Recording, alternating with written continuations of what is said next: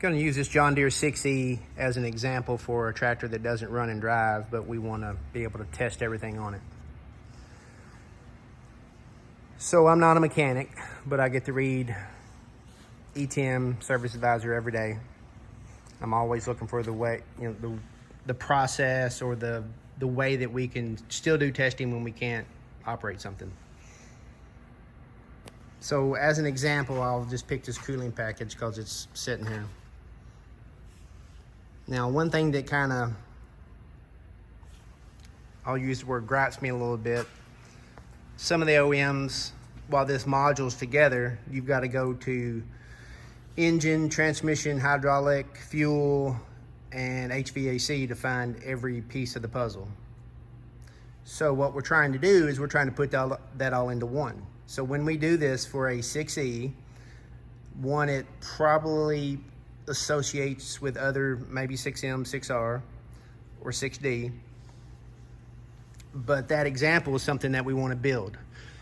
So when we sell a cooling package, we're not selling it because the guy has a bad radiator. We're selling it because he's had an accident and he's backed into something, run into something, etc. So part of that is also thinking about, what comes with that. So in this case here, potentially an air cleaner. And then I like to look at the back to see what else we've got. Now here we've got metal. If they were rubber, like the radiator line or hose, we wouldn't worry about it. But the metal one potentially could come back, and then also where does it connect? So creating the process to air test 1, 2, 3, looks like 4 coolers on this particular tractor. It takes a little bit longer to do it one time, but then the second time we just do it. We have the information, it's a checklist. We're able to know, we already know what the specs are. And then when we go to sell this, well, customer says, well, how did you test it? Or how do I know it's good? We don't want them to ask those questions. We want to go ahead and just have the answer. So here's a cooling package, comes off of a 6135E. It fits XYZ tractors. And we know that it's good because we pressure tested the radiator to 12 pounds for 10 minutes or 2 hours, whatever the answer is. That's how that works. And, it just goes through the next piece. MFWD. Engine. We can't run these engines on these electronic engines. And we've also decided that sometimes it's easier to just strip them to a sellable unit. We sell the pieces that come off of it. But as that example, so now what do we do to test this engine and know that it's good since we, quote, can't run it?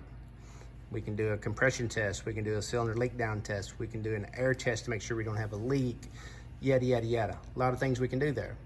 Transmission, sort of the same thing. We can't run it and drive it. And maybe we can't even do an actual thorough inspection at this level, maybe without pulling something off. But if we can, that's how we would do it. If not, it could be done post disassemble or maybe during disassemble. We've done all the testing we can do, and the dismantling shop gets to the point where they say, hey, we're getting ready to go, we're gonna pull the transmission, we pulled the lid off of it, whatever. We need the tech come over and take a look at it.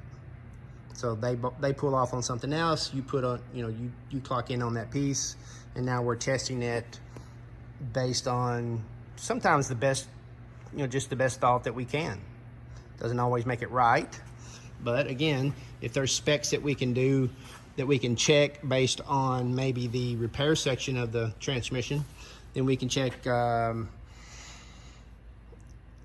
we could check bearing preloads, we can check backlash if there's a range for that, etc., etc. So that's an example of what we're trying to develop that makes it scalable, a repeatable process. There's no reason that we would have to go back into Service Advisor again to pull this cooling package. We would just create that. We would know that we had this amount of coolers on this tractor, which is typically a series. So it's not like you have to list every one, But if you've got a 6E and it's got, you know, they're all going to have a radiator, they're all going to have a condenser, they're all going to have a transmission cooler.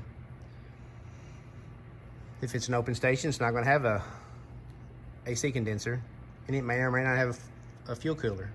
But those are easy edits.